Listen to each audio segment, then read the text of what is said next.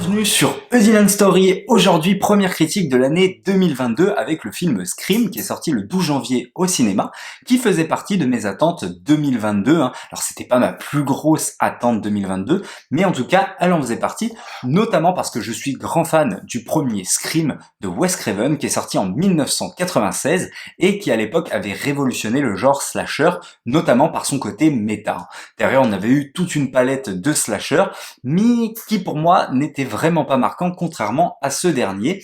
Et aussi, Scream de 96 a eu droit à 3 suites, du coup maintenant 4. 3 suites qui reprenaient les bases du premier Scream, notamment par son côté méta. Alors certes, ça se regardait, mais pour moi, ils sont tout oubliables que les autres slashers qu'on a eu à cette époque-là. Parce que oui, certes, ça se regarde et c'est toujours sympathique de retrouver nos acteurs principaux qu'on aime de nos sagas, mais malheureusement, justement, ce côté méta, il n'en faisait pas grand-chose finalement. C'était très vite la même chose, il n'arrivait pas à le révolutionner et du coup, ça devenait très vite pour moi redondant. Alors, qu'est-ce que j'attendais justement de ce Scream 5, qui sort d'ailleurs 11 ans après Scream 4, qui est assez conséquent à l'époque d'aujourd'hui où les suites sortent très très vite, il y a à peine 2 ans d'écart pour certains films, donc ce qui est assez conséquent, et justement, garder ce côté méta mais le révolutionner, faire quelque chose qu'on n'a jamais vu à l'écran, et aussi revenir au côté horrifique, angoisse, parce que contrairement à ces suites, ce premier Scream avait de vraies scènes, je trouve, angoissantes et de vraies scènes d'horreur. Donc voilà ce que j'en attendais, est-ce que ça a été respecté ou non? La suite de la réponse dans cette vidéo, mais avant ça, n'hésitez pas à liker, à partager et à vous abonner, je vous en remercie. Je vais revenir très rapidement sur le scénario qui est très basique, puisqu'on se retrouve à Woodbury, la ville principale des Scream, et du coup on est 25 ans après les premiers événements, et un Ghostface refait son apparition et va essayer de tuer des étudiantes, des étudiants évidemment. Chose qui est très basique. Je vais enchaîner avec la réalisation, qui pour moi m'a laissé plutôt indifférent. Donc c'est deux réalisateurs que je ne connais pas, d'ailleurs je vais vous lire les noms pour pas les écorcher. Matt Bettinelli Holpin et Tyler Gillette, donc ils sont deux à la réal, deux réalisateurs qui ont l'habitude de travailler ensemble, d'ailleurs sur des films d'horreur, puisqu'en 2011 ils ont fait VHS, ensuite ils ont fait The Baby, et en 2017 un film dont j'avais pas mal entendu parler, plutôt positivement d'ailleurs, donc faudrait peut-être que je regarde, c'est Wedding Nightmare. Donc voilà, je ne connais pas les réalisateurs, donc je ne vais pas pouvoir comparer, mais en tout cas en termes de réal, ça m'a plutôt laissé indifférent, il n'y a pas de plan très marquant. En revanche par contre, le côté gore, là je trouve qu'on est sur le Scream peut-être le plus gore de la franchise, et en plus c'est plutôt bien fait, donc pour ceux qui sont fans de ce genre-là, de ce genre gore, là vous allez être servi, vous allez en avoir pour votre argent. Le reste c'est assez oubliable je trouve. Je vais enchaîner ensuite, parce que j'attendais, malheureusement, le côté méta, oui, il y est, mais on ne va pas le révolutionner. On va retrouver les bases des autres Scream, c'est-à-dire qu'on va parler d'autres films d'horreur dans le film, et aussi on va se servir de stabs. Stab, pour ceux qui ne connaissent pas, ou pour ceux qui voudraient que je rappelle qu'est-ce que c'est le film dans le film, c'est-à-dire que c'est le film Scream du film Scream. C'est assez compliqué comme ça, mais on va beaucoup s'en servir, mais c'est quelque chose qu'on avait déjà fait dans les précédents, donc c'est assez dommage, même si là on va en faire quelque chose de plus dans celui-ci, notamment par rapport à la fin. La fin d'ailleurs qui m'a laissé plutôt indifférent, même s'il y a un message de fin, mais ça m'a laissé plutôt indifférent. Je voudrais revenir sur le casting, puisqu'on reprend du coup le casting de base, avec Neve Campbell dans le rôle de Sidney, Courtney Cox dans le rôle de Gale, et David Arquetta dans le rôle du shérif Riley. Mais malgré tout, on apporte une grosse vague de fraîcheur, puisque c'est pas eux qu'on va suivre principalement, même s'ils vont intervenir au cours de l'histoire, on va suivre de nouveaux acteurs, qui sont pour le coup, pour moi, plus ou moins bien choisis. On a Melissa Barrera, qui va être l'actrice principale, d'ailleurs qui va jouer le rôle de Sam Carpenter, qui est d'ailleurs une grosse dédicace à John Carpenter, évidemment, l'un des meilleurs réalisateurs de films d'horreur. C'est le réalisateur, pour ceux qui ne connaissent pas, de The Thing, notamment. Et on a pour le coup, elle m'a un peu déçu, pour m'arrêter un peu dessus. Je trouve son jeu, elle m'a pas touché, elle m'a pas hypé. C'est-à-dire les scènes horrifiques, elle m'a laissé franchement indifférente, aucune émotion. Je trouvais qu'elle jouait vraiment mal. On a ensuite Jenna Ortega, qui pour le coup j'avais fait une critique d'un film où elle a participé dedans l'année dernière, qui n'était pas super, qui était sorti sur Netflix, qui est Yes Day. Mais dans mes souvenirs, je disais que le point positif c'était cette actrice qui jouait plutôt bien. Et donc elle va jouer la petite sœur de Sam. Et là pour le coup, oui, c'est vrai que c'est une vraie bonne actrice. Je trouve qu'elle joue très très bien. Là pour le coup, contrairement à justement Melissa Barrera, eh ben elle va nous transmettre ses émotions et je trouve qu'elle le fait vraiment bien sans être en surjeu. Franchement, elle le joue parfaitement, je trouve, ce rôle. On a aussi Dylan Minnette, qu'on a déjà vu dans plusieurs films d'horreur, notamment dans le premier Dawn's Breath, qui est un excellent film d'horreur que je vous invite à regarder. Donc voilà pour ce qu'il en est en gros hein, du casting. On a aussi un acteur qui est Jack Quaid, qui est un acteur récurrent de la série The Boys, que je n'ai pas vu, mais il me semble qu'il est un acteur récurrent de cette série. Voilà pour ce qu'il en est du casting, donc ça m'a un peu mitigé, hein, voilà, dans ce sens-là. Dans l'ensemble, c'est un film comme les suites du premier Scream, malheureusement, qui m'a laissé plutôt indifférent. Voilà, tout simplement. Et il y a par moments, en plus, des absurdités, mais c'est assez marquant, quoi. Enfin, des absurdités scénaristiques, notamment, où là, ça ne va pas du tout, quoi. Il y a de gros problèmes. Mais ça, pour en parler, je vais partir sur une partie plutôt spoiler. Avant ça, j'aimerais revenir aussi sur la musique, qui va servir par moments à des scènes qui sont censées être angoissantes, mais malheureusement, on est tellement dans la comédie, contrairement au premier, hein, que les scènes angoissantes vont vite, malgré la musique, tomber à l'eau, je trouve. Voilà. On a aussi un côté que j'ai pas trop aimé, où les mecs critiquent justement les films à jumpscare, alors que finalement leurs films, ils essayent de faire plein de jumpscares par moment. En tout cas, ils vont essayer de tourner autour de ça. Alors ils en jouent évidemment, ça va donner des scènes plutôt drôles par moment. D'ailleurs, le film m'a plutôt fait rire de ce côté-là, ça a plutôt été positif, c'est pas de l'humour lourdingue, j'ai pas trouvé ça lourdingue, je me suis plutôt amusé de ce côté-là. Et puis c'est un film qui passe quand même assez rapidement, il fait 1h50. J'ai trouvé le film assez efficace, malgré qu'il y a quelques scènes, encore une fois, qui m'a sorti du film. Voilà, je voulais parler du côté humour aussi du film, qui est plutôt sympathique. Voilà pour ce qu'il en est de la partie non-spoiler. Pour vous dire, je lui mets 2,5 sur 5, ce qui est moyen. Donc on commence un peu l'année comme l'année dernière avec, c'était quoi déjà? C'était Zone Hostile. Ouais, mais Zone Hostile, c'était pire. Hein. Franchement, c'était largement pire, qui était sorti sur Netflix à l'époque.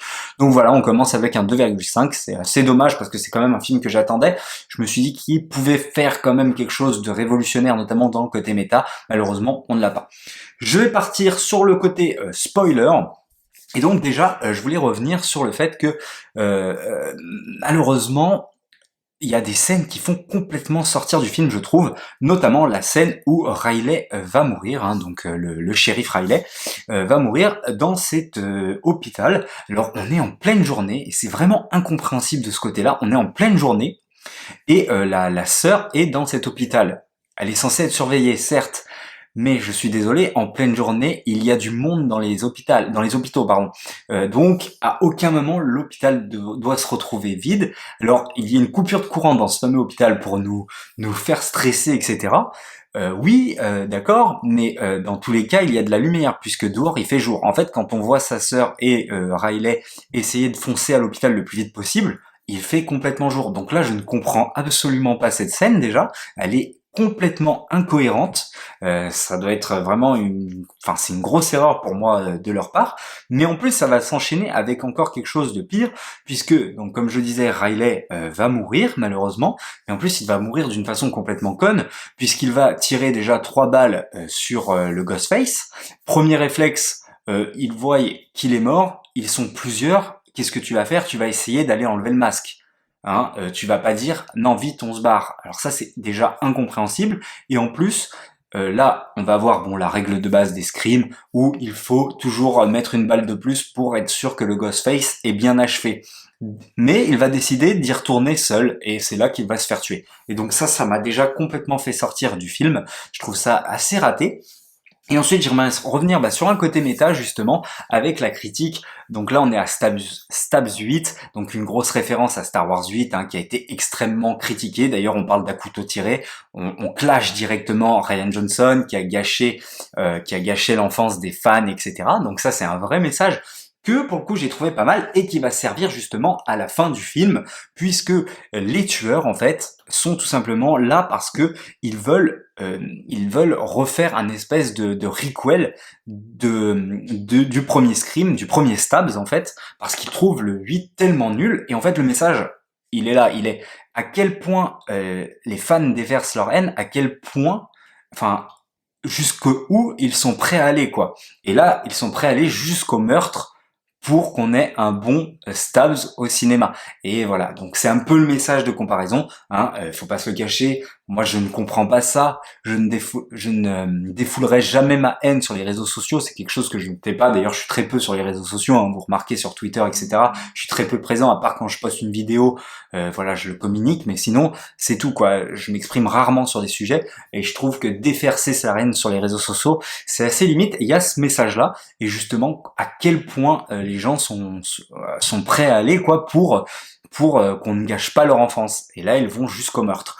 Malheureusement, on n'est pas surpris, et de ce côté-là aussi, j'aurais aimé être surpris par le côté des tueurs, parce que depuis le premier Scream qui nous avait très surpris, notamment sur le fait qu'il n'y a pas un Ghostface mais deux Ghostface, là pour le coup il n'y a aucune surprise puisqu'on a évidemment deux Ghostface, et deux Ghostface qui nous laissent complètement indifférents. Alors certes, on peut essayer de trouver qui est le tueur par moment, mais bon, ça va nous amuser un petit peu tout le long du film, mais c'est pas non plus ce qui nous intéresse le plus, je trouve, là, dans le film. Enfin, c'est pas ce qui m'a plus captivé, et j'aurais aimé justement être surpris. Je crois qu'il y avait un scénario à un moment qui avait popé, où c'était carrément Sydney la tueuse, ou je sais pas, ça aurait pu être carrément Courtney Cox, quoi, la tueuse, enfin Gail, avec justement le shérif Riley. Ça aurait été plutôt intéressant, justement. En plus, le shérif Riley, on nous le présente comme quelqu'un qui s'est séparé de Gail, qui a quitté son boulot, enfin qui a dû être forcé de quitter son boulot, de prendre sa retraite. Donc pour le coup, ça aurait pu être plutôt intéressant de ce côté-là. Donc c'est assez dommage qu'ils n'ont pas été jusque-là, qu'ils n'ont pas pris un parti pris et nous surprendre de ce côté-là, parce que finalement quand on a la révélation finale, on se dit ouais, ok, pourquoi pas, quoi. Mais c'est un petit peu sauvé, je trouve, par ce message qui, pour le coup, pour moi, est assez intéressant, parce que on est vraiment dans le où le fan est prêt à aller, enfin jusqu'où le fan est prêt à aller pour sauver sa saga de l'enfance. Et ça, c'est plutôt intéressant, je trouve, de ce côté-là. Et c'est le moi du futur qui vous parle, donc on peut considérer déjà que cette vidéo est méta, hein, tout comme les scrims. Non, j'ai oublié deux gros points, en fait, donc je voudrais revenir dessus. Déjà, j'ai oublié de vous parler de Mikey Madison, qui est l'actrice qui va jouer Amber pendant ce film. Alors, elle va pas être très présente, sauf à la fin, évidemment, quand elle va être révélée en tant que Ghostface, et elle va jouer à merveille. Je trouve que, franchement, elle le fait très très bien. Et c'est une actrice qu'on avait déjà pu voir dans le dernier Quentin Tarantino, Once Upon a Time in Hollywood, où elle jouait déjà une potentielle tueuse, puisqu'elle était dans les hippies qui allaient tuer justement Sharon Tate, et elle se fait assassiner, je crois, par DiCaprio dans le film, et elle joue très très bien. Et j'ai oublié un point hyper important de l'intrigue, c'est que Sam, en fait, est la fille de Billy. Alors, c'est un peu tiré par les cheveux comment c'est amené, je trouve, en termes de scénario. Je trouve ça plutôt moyen, mais ça aurait pu être assez efficace, puisque tout le long, on nous met le doute sur le fait que justement, en fait, Sam, il n'y a pas grand monde qui est au courant, mais il y a même personne qui est au courant que c'est la fille de Billy, mais elle pense que le tueur agit justement parce que c'est la fille de Billy, et donc que le tueur est au courant. Et donc, potentiellement, justement, ça aurait pu être Sydney qui veut absolument tuer la fille de Billy. Et ça aurait été plutôt assez intéressant justement de ce côté-là. Malheureusement, on n'en fait rien. Alors Billy revient dans des scènes, hein, je crois que ça a été refait un petit peu à l'ordi, etc. Tout comme l'est par exemple Luke, Leila dans Star Wars 9, enfin voilà, cette technique-là. Et c'est assez bien fait d'ailleurs. Mais malheureusement, encore une fois, on n'en fait rien. Et donc ça, c'est assez dommage, parce que on aurait pu un peu plus appuyer là-dessus. Alors ils vont jouer sur le côté sur le côté justement, Sam a peur de devenir comme son père, a peur de devenir une meurtrière. D'ailleurs, ils vont s'en servir à la fin quand elle va buter l'un des Ghostface, mais c'est très très léger, et donc pour ça c'est assez dommage. Je trouve que on aurait pu en faire un peu plus là-dessus. Voilà, c'était le mois du futur, cette vidéo est méta. C'est tout pour ce que j'en ai à dire de ce Scream. Voilà, c'est un film très moyen je trouve, qui ne va pas rentrer dans ma collection à mon avis, je ne vais pas forcément avoir envie de le revoir. Donc c'est assez dommage, je pense qu'ils auraient pu faire vraiment mieux sur le côté méta notamment, et même sur le côté horrifique, même si on est servi du côté du gore. N'hésitez pas à me dire dans les commentaires ce que vous en avez pensé, hein. N'hésitez pas à liker, à partager et à vous abonner. Et puis nous, comme d'habitude, on se dit à la prochaine pour une prochaine histoire.